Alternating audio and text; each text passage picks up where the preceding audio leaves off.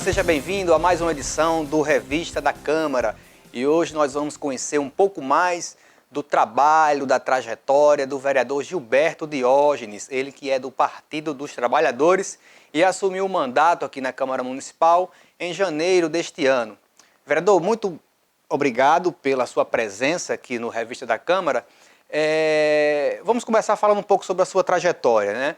O senhor aqui de Mossoró, formado em Educação Física e muito conhecido aqui na cidade por sua militância sindical, sua militância partidária.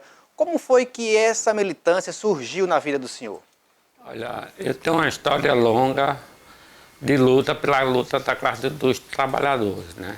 Eu iniciei minha luta política num dos momentos mais difíceis que o Brasil passou, foi no período da ditadura. Eu, junto com um grupo de estudantes, professores, a gente começou a resistência à ditadura militar, na qual a gente tinha companheiros nossos que tinham ido para a guerrilha e se encontravam presos, né? Devido à ausência de diálogo com a sociedade, né? Então, nós fundamos um partido clandestino, que era o PCBR, Partido Comunista Brasileiro Revolucionário, que na qual sua sede, seu núcleo era lá na UERN, que hoje é na UERN, né?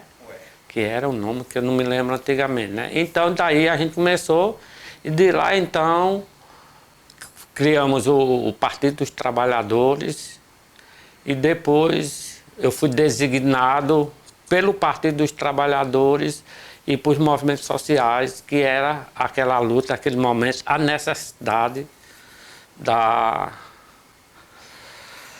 sociedade se reorganizar. E aí a gente fomos para o SINT, que era a Associação dos Professores do Rio Grande do Norte, e logo em seguida a gente fundou o sindicato, a Associação dos Servidores Públicos Municipais de Mossoró, na qual eu nem era ainda funcionário do município. Logo em seguida, a gente fundou o Sindicato dos Servidores Públicos Municipais e aí começou minha trajetória visual, que a população começou a perceber porque eu fui para o Sindicato dos Servidores Públicos Municipais até então. Mas isso não significa que eu fiquei só dentro do sindicato. Pode ter certeza de uma coisa, todos os movimentos sociais do período pós-ditadura, até hoje tem minha participação, como a fundação de vários sindicatos, trazer o MST para Mossoró e outros movimentos sociais. E como era a militância sindical partidária na ditadura aqui em Mossoró naquela época? Se conseguia fazer algum trabalho? Existia perseguição? Como é que acontecia esse trabalho nos anos 70, né? Começo dos anos 80 aqui na cidade? Era uma perseguição gigantesca. Nós não podíamos conversar, formar grupos, não podia fazer nada em público durante a ditadura, algo que fizesse contestação, como a gente fez ontem aqui em Mossoró, um ato muito bom, não é? De protesto em favor da educação. Não podia, mas a gente fazia mesmo assim, com os gatos pingados, que se destacavam Luiz Alves, Canário, Chico Guilherme. Esse pessoal, a gente conseguia juntar 20, 30 pessoas. E pra gente era um ato gigantesco. Heróico. Heróico, exatamente. O nome certo é heróico. E mesmo assim a gente conseguiu e a ditadura foi ablandando e os movimentos sociais foram crescendo. Foi aí onde surgiram, né, vários movimentos sociais aqui em Mossoró, do qual o senhor participou, né? E o senhor conheceu alguns colegas que chegaram a ser presos por questões políticas nessa época da ditadura, aqui em Mossoró? Sim, Luiz Alves. Luiz Alves é o grande que teve sua mulher morta dentro dos porões da ditadura. É o símbolo maior. Mas teve outro, Rubens Coelho, que não chegaram a ser presos, mas sofreram grandes perseguições por causa da ditadura, por causa da defesa da democracia. A gente sonhava com a democracia. Às vezes, viu, a história é bom que ele é um fato, sempre atual, quando eu vejo o povo falando de político, que o político não presta, Eles têm razão, que política é isso, mas não sabe o tamanho que a sociedade brasileira fez para trazer esses políticos à tona. Porque antigamente não podia nem falar mal de político, no tempo da ditadura. Nem isso, né? E isso. Primeiro só tinha, na sua grande maioria, só tinha político que defendia a ditadura. Os políticos que defendiam a democracia eram pouquíssimos. E uma perseguição gigantesca sobre esses políticos. Um dos casos que eu cito aqui é o vereador Janúncio, que foi um baluarte num período para a questão da democracia. Janúncio, que era do MDB, né? Ainda é um partido opositor ao regime da época, né? A gente chamava a oposição consentida, né? Porque para não ficar um negócio ilógico, sem lógica, eles queriam dizer que no Brasil, para o exterior, existia democracia. Aí consentia um partido, que é o MDB, que agregava, embora os movimentos revolucionários, naquele tempo, que era de oposição, ficavam no MDB. Clandestino. Às vezes nem o partido às vezes sabia que a gente estava fazendo conspiração contra a ditadura. E aí, com a abertura, né, surgiu o PT, e o senhor é um dos fundadores do partido aqui em Mossoró, ou chegou pouco depois? Como foi que se deu a entrada do senhor no PT? Não, eu ajudei a fundação do Partido dos Trabalhadores. Mas o Partido dos Trabalhadores era tão radicalizado, tão radical, porque naquele período eu tinha um tio meu que era juiz da cidade, que era Luiz Diógenes. Então, não aceitaram eu ser fundador do partido porque eu era burguês, embora eu já estava na luta há muito tempo. Há muito tempo, né? Então, se você pegar a ata da fundação do Partido dos Trabalhadores, não consta meu nome. Exatamente por isso, mas eu acho que isso é uma conjuntura da época e hoje é folclórico. Quem acredita. Não é, mas é verdade. Foi verdade. E também o senhor se destacou desde sempre pela defesa do servidor público, né? Em que momento o senhor começou a empunhar essa bandeira? Olha, um certo tempo o grande sindicato de oposição, não era sindicato, era a Associação dos Professores do Rio Grande do Norte, era, que hoje é o atual SINT, não é? Era a marca registrada da oposição à ditadura. Então lá, numa reunião com vários militantes do SINT, da ASPMM, né? A gente definiu que eu nunca fui diretor do SINT nem da ASPMM, mas decidiu um grupo de professores iriam para fundar a ASPMM, que era a Associação dos Professores de Mossoró, que era da prefeitura. Então, nesse pessoa estava presente Zezinha,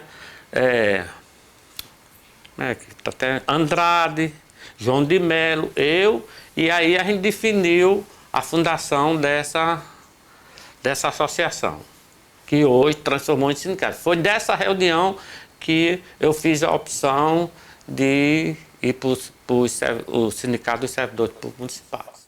Naquela época, um corpo funcional do município menor, uma estrutura administrativa menor. Hoje é uma estrutura bem superior naquela época. Praticamente não tinha estrutura, era só a cara e a coragem. E outra coisa, não existia concurso público.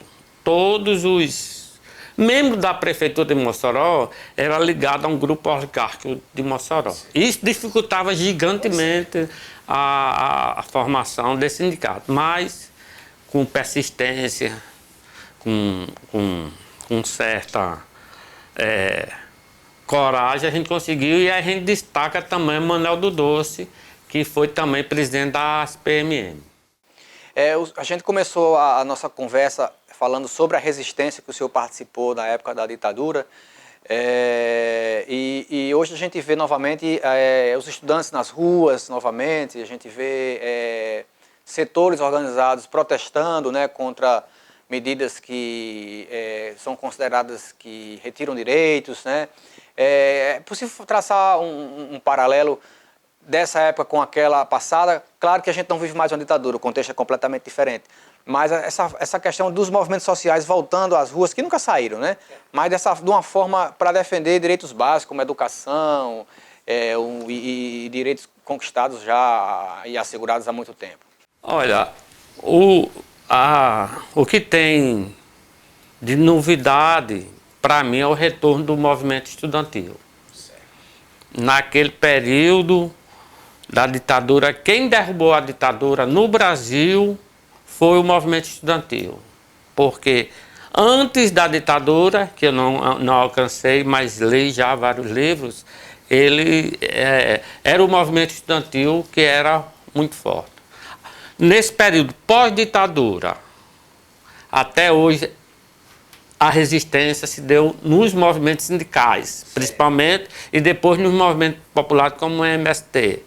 E agora a gente vê o retorno muito forte dos movimentos estudantis. Ontem, você tem uma ideia, eu fiquei admirado, porque até então eu não tinha visto tanto secundarista nesse movimento. E para mim eu fiquei extremamente feliz. Que era uma característica do movimento estudantil na ditadura, o movimento secundarista, né? Que as ruas une, né? Essa categoria. Exatamente.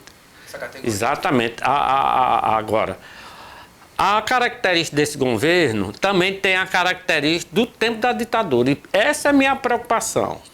Porque é um governo que vira as costas para os movimentos sociais, vira as costas para a sociedade, principalmente vira as costas para os mais pobres, né? Que a partir do momento que você coloca uma aposentadoria para 65 anos, para um trabalhador braçal, ele não tem mercado de trabalho. Tem que entender isso, que não é diferente meu e seu, que você não exige. Pelo contrário, você, quando iniciou, você pode prestar atenção, como a gente iniciou em forma mais rústica. Hoje a gente vai se aperfeiçoando com a idade, porque você vai lendo mais, você vai adquirindo experiência. E o trabalhador braçal é o contrário, ele não, quando é jovem, ele está no auge da sua força. E então o que acontece? Ele vai perdendo isso aí, que é natural, normal de todo ser humano. Então, por isso que é necessário que o trabalhador rural, ele tenha um certo tempo menor do que os demais trabalhadores. Também a questão das mulheres. Também. As mulheres têm dupla jornada. Trabalha fora de casa, quando chega em casa, trabalha para fazer as atividades domésticas. Então, por isso que é necessário uma redução de tempo de trabalho desse pessoal. O senhor é a favor que exista uma reforma da Previdência, mas não na forma como está proposta no Congresso, é isso? Não, sempre é necessário reformas, porque a sociedade vai mudando. Agora, uma reforma para penalizar o que necessita o mais pobre, aí eu sou contra. Eu acho que a reforma tem que ser, militares, juiz, pessoal do legislativo, além de se aposentar cedo, se aposentam acima do teto. O teto é só para mim, de 5.600 e poucos, que é um baita de uma aposentadoria. Agora, juiz pode se aposentar com 25, 30 mil, coronel, não sei dizer o salário, 18 mil reais, aí está errado. A reforma tem que ser para esse povo que ganha muito, que ganha acima do teto. Mas nós, professores, jornalistas, tem que receber. Agora, para eles não tem reforma. E para os trabalhadores, para pessoas como, que eu estou me esquecendo, o BCP, né? Sim, benefício de prestação continuada, é R$400.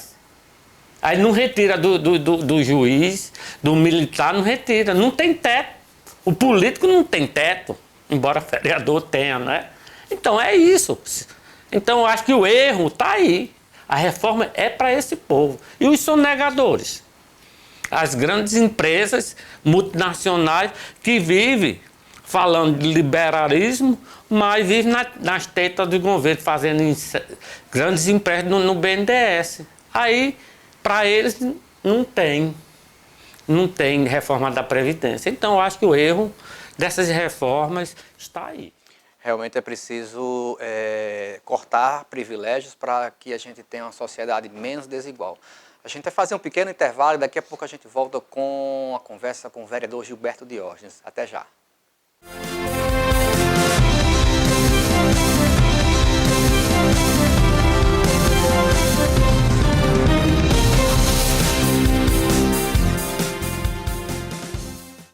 Ei, eu queria poder falar com você. Te falar desses últimos meses e como tudo tá melhor. Eu percebi que viver é incrível, mais do que eu imaginava. Ser pai era um sonho e você me permitiu presenciar o nascimento da minha filha. Foi lindo. Pintei o quarto dela exatamente como imaginei. Antes de você, eu tinha medo de não conseguir estar presente quando esse momento chegasse. Queria te contar que, por sua causa, eu pude viver tudo isso. Provavelmente outras pessoas por aí querem te falar muita coisa também. Acho que você teria orgulho. Não só por mim, mas por ter feito algo tão nobre por pessoas que nunca viu. Eu só queria dizer obrigado. Obrigado por me dar mais tempo com a minha família. Obrigado pela sua doação de sangue. Doe sangue regularmente. Tem sempre alguém precisando de você. Procure o Hemocentro mais próximo e seja um doador. O desmatamento e o aquecimento global. A Amazônia Legal abrange 5.217.000 quilômetros quadrados. Dentro dela, caberiam todos os países da Europa Ocidental. A floresta abrange outros 8 países. 60% disso está no Brasil. A floresta tinha cerca de 4 milhões de quilômetros quadrados no Brasil antes de começar a ser derrubada. Um Chile inteiro já foi desmatado, ou 19% da floresta original. No pior ano, 1995, uma área maior que Sergipe foi devastada. Desde 2005, porém, as taxas anuais de desmatamento vêm caindo, com operações do IBAMA e corte de financiamento para quem desmata. A menor foi em 2012, 4.600 quilômetros quadrados. Cada quilômetro quadrado de floresta derrubada lança no ar até 50 mil toneladas de gás carbônico, ou seja, o mesmo que 50 mil carros 1.0 rodando 20 quilômetros por dia. Esse gás do efeito estufa faz a atmosfera aprisionar mais calor e agrava o aquecimento global. A ONU quer impedir aquecimento acima de 2 graus Celsius, pois isso pode causar desastres como secas, ondas severas de calor e inundações. No gráfico de emissões brutas de gases estufa, o desmatamento foi perdendo importância perante os demais setores da economia, que aumentam rapidamente. Nos anos 90, o desmatamento representava 70% das emissões brasileiras. Hoje, essa fatia caiu para 35%, graças principalmente à queda no desmatamento da Amazônia. Se juntarmos a isso os 27% da agropecuária, os dois setores são responsáveis por 62% do total das emissões. Contudo, boa parte disso é responsabilidade só da pecuária. Somando o desmatamento para abrir pastagens, gases da digestão do gado e estrume, esse setor produz 49% de toda a poluição climática do Brasil. Nos piores anos de desmatamento, o país chegou a emitir mais de 2 bilhões de toneladas anuais. Em 2009, o governo prometeu cortar 1/3 daquilo que seriam as emissões uma década depois, uma redução de 3,1 para 2 bilhões de toneladas de CO2. A maior parte do corte viria de uma diminuição no desmate. Em 2009, o Brasil já estava emitindo menos que o limite proposto. Em 2013, o Brasil produziu 1,6 bilhão de toneladas. Para fazer uma comparação, nos piores anos do desmatamento, o país poluiu como se cada brasileiro tivesse 12 carros rodando nas ruas. Em 2013, o mesmo que 8. Para a Cúpula do Clima de Paris, o Brasil promete, até 2030, zerar o desmatamento ilegal e recuperar 12 milhões de hectares de florestas devastadas. Mas não é possível saber ainda quanto de redução de emissões isso significaria. Se a taxa de desmatamento continuar na média dos últimos 5 anos, a destruição da floresta amazônica lançaria ainda 500 milhões de toneladas de CO2 por ano na atmosfera.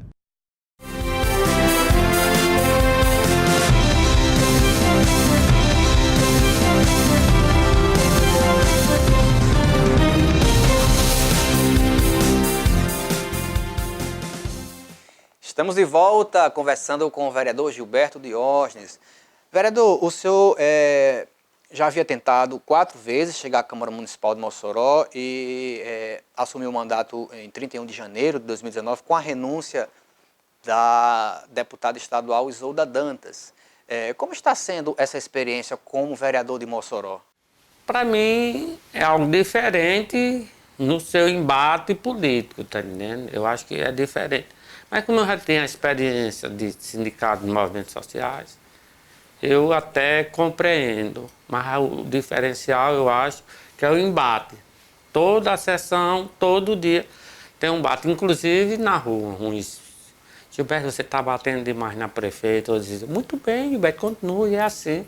Para mim, o diferencial é esse. Mas eu acho que a minha intenção é a mesma. A minha intenção é tentar melhorar a vida dos mais pobres, dar uma melhor qualidade no meio ambiente, na questão ambiental que eu sempre fui muito voltado, embora eu não tenha uma militância forte nessa questão do meio ambiente. O senhor tem um projeto de lei apresentado aqui na casa que torna obrigatório o ensino do tema transversal de noções básicas sobre a Lei Maria da Penha. O objetivo é ensinar nos jovens sobre essa questão da proteção à mulher? A questão, porque a Lei Maria da Penha já é essa questão punitiva. Se você bater, você apanha, você vai preso, você sei o quê, você paga, né? Essa questão punitiva. O nosso projeto já é o contrário. Nosso projeto é ela dar a educação, ela levar para a escola esse debate para que o homem ou a mulher, que a Lei de Maria da Penha a gente só pensa na mulher, mas não é verdade. É para as minorias, não é?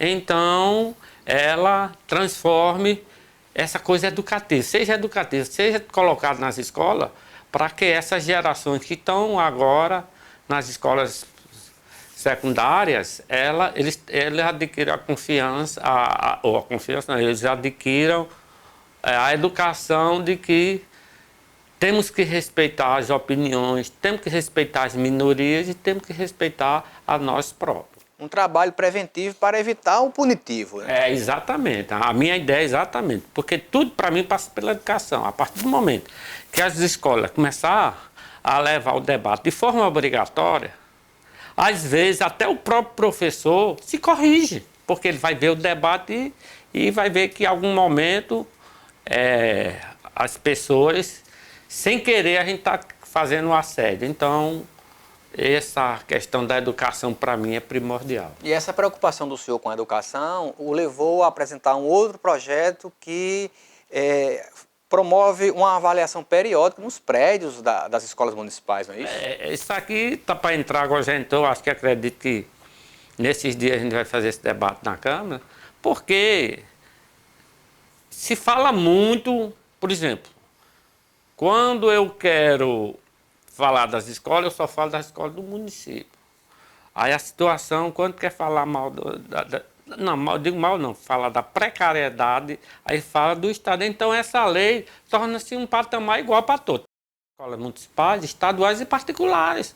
Nós temos agora um padrão, e o padrão é esse. Se não tiver, poderá ter a fiscalização. Para que exista uma estrutura mais segura e mais acolhedora também, né? Claro, sim, com certeza. Porque às vezes a gente chega nas escolas, tanto do estado, do município, a gente sai deprimido, porque a situação é muito precária.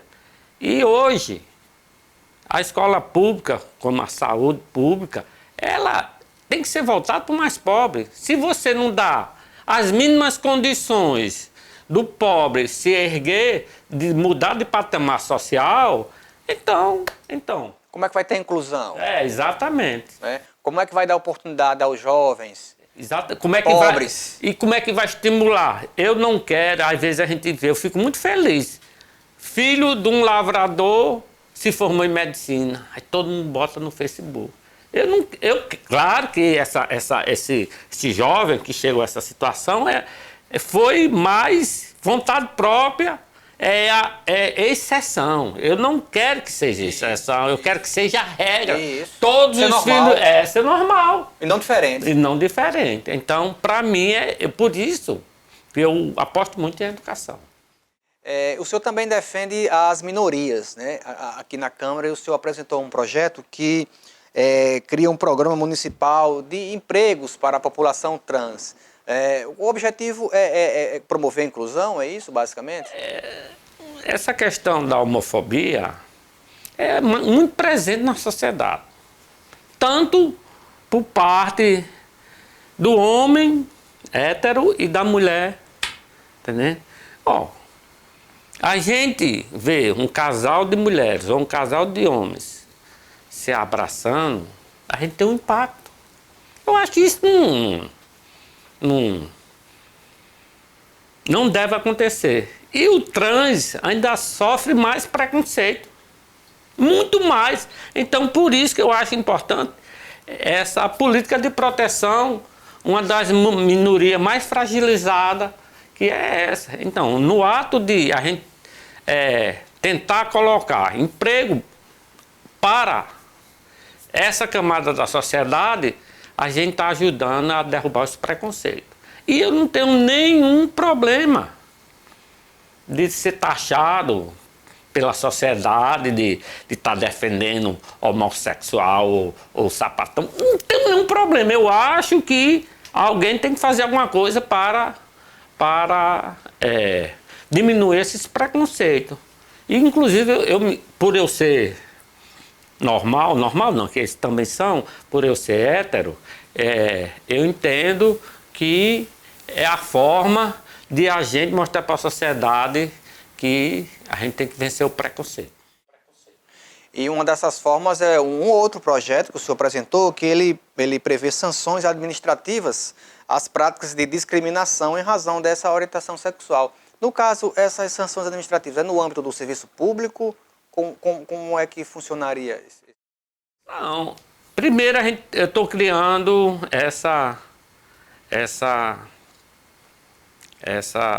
regra, essa lei. Segundo, a gente vai recorrer ao Código Civil, a vários outros, para que essas pessoas sejam penalizadas. Não adianta a gente ter uma lei bonita, boa, mas a gente não coloca em praticidade. Essas leis que eu estou colocando já existem na Constituição. Se existe na Constituição, eu só estou municipalizando essas regras. E, além disso, o senhor é a favor de outras questões importantes, como a transparência no serviço público, né, maior eficiência, né, do serviço prestado à comunidade. Como é que o senhor avalia o cenário hoje em Mossoró do serviço público à população?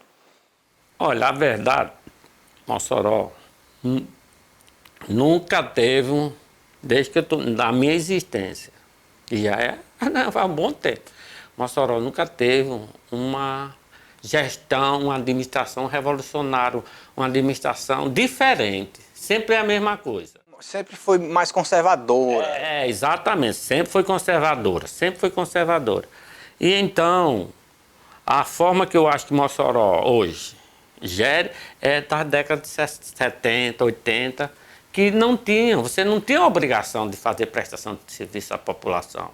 A transparência do Serviço Público Municipal de Mossoró é muito falho, muito falho.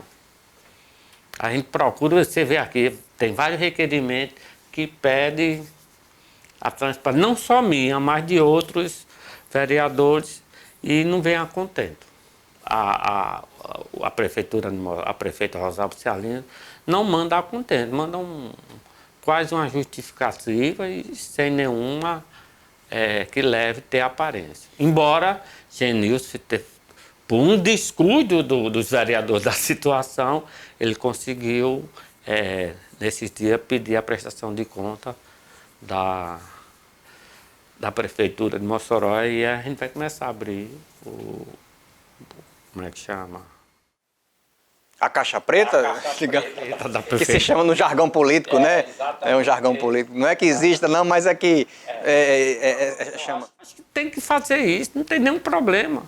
Todas as administrações têm suas vantagens e desvantagens. E a população tem o direito de corrigi-las.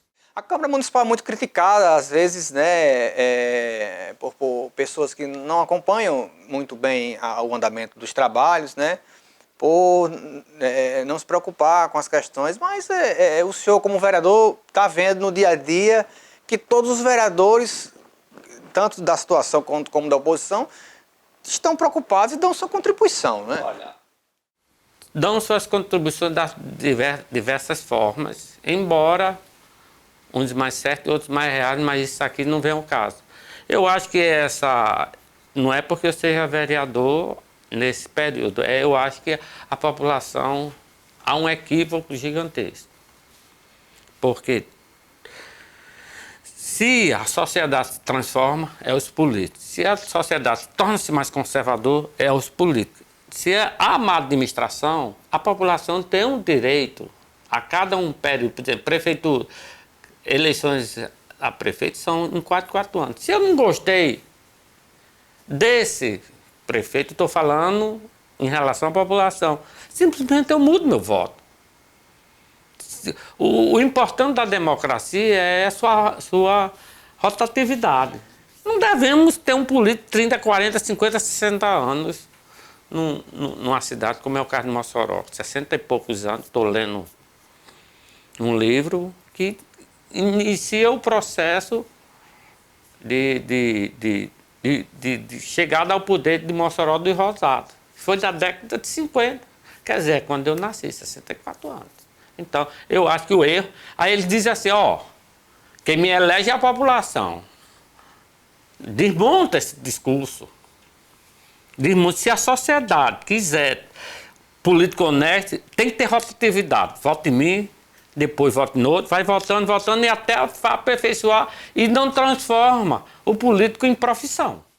Daí a importância de participar, de acompanhar o trabalho, né? Hoje é até mais fácil com as redes sociais, a Câmara tem a TV Câmara na grade da TCM, que também transmite as sessões ao vivo, as reuniões, as audiências públicas. Então, o senhor faz esse convite à população?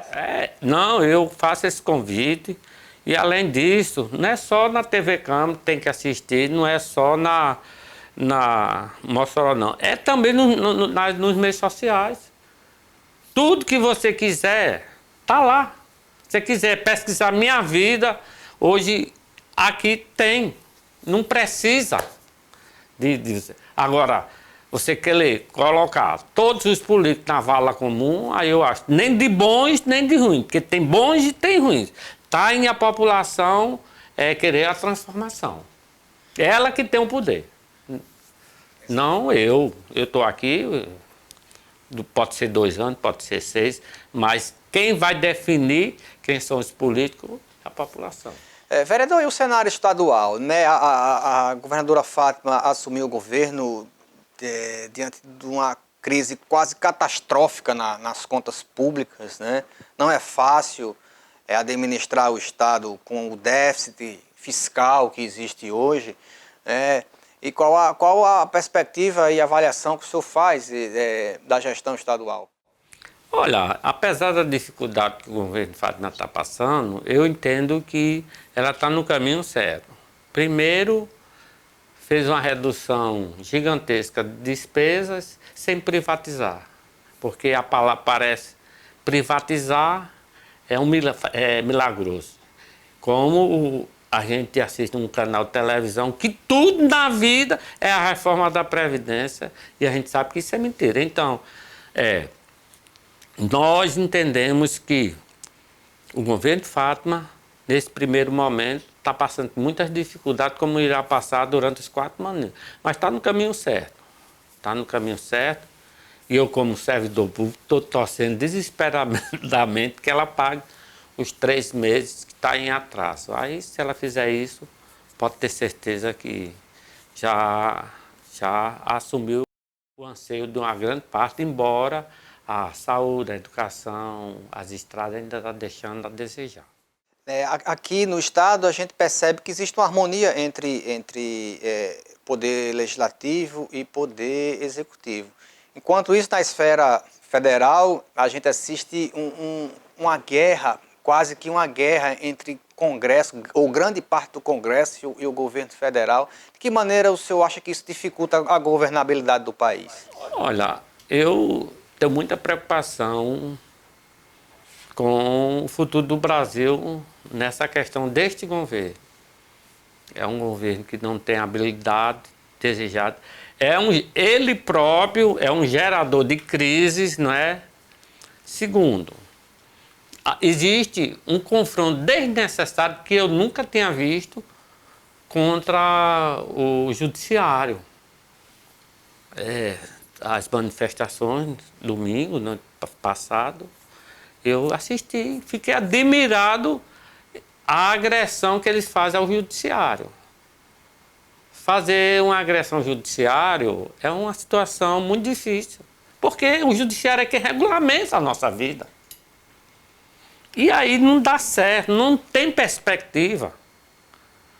Não tem perspectiva. Ou a gente desboca numa ditadura, ou desbocamos, ou não sei, né? Termina num impeachment. E o Brasil já faz 4 anos de crise, desde o impeachment de Dilma. O governo Michel Temer não conseguiu, foi outra crise. E o Brasil vai ter mais uma crise, mais 2 anos. Na minha perspectiva de cidadão comum, significa que o Brasil já vai entrar para 6 anos de crise, 5 anos, 6 anos de crise. Aí eu penso no pequeno comerciante, que para mim um pequeno comerciante é um trabalhador. Trabalhador que sai de casa todo dia para ganhar seu pão. E esse pessoal está vendo como? Porque eles são os mais atingidos. Sem falar o desemprego, sem falar... Nós estamos com índice de desemprego gigantesco. O PIB caindo, é um desastre. Isso, você pensa, se eu fosse que eu sou do Partido dos Trabalhadores, a oposição a esse governo. Mas eu não quero essa situação que o Brasil está passando. Eu preferiria um governo minimamente responsável, na qual a gente fizesse um embate político. Ele faz um embate contra o Congresso, faz embate contra o Judiciário, contra o Senado, e se ele precisa desse estado de harmonia para evitar a crise. Aí ele está aumentando mais a crise. Eu estou muito preocupado com essa situação no Brasil. Pois é. Vereador, estamos chegando ao final do nosso programa. A gente gostaria de agradecer imensamente a presença do senhor aqui no Revista da Câmara. Obrigado. E eu só quero também, que eu me lembrei aqui, resgatar um nome que eu me esqueci naquele debate da década de 60, que era do companheiro Lorival de Góes. Inclusive, era funcionário da Câmara. Foi um grande batalhador em Mossoró pela democracia. Muito obrigado. Obrigado, senhor. Obrigado também a você que nos acompanhou nesse bate-papo e até a próxima.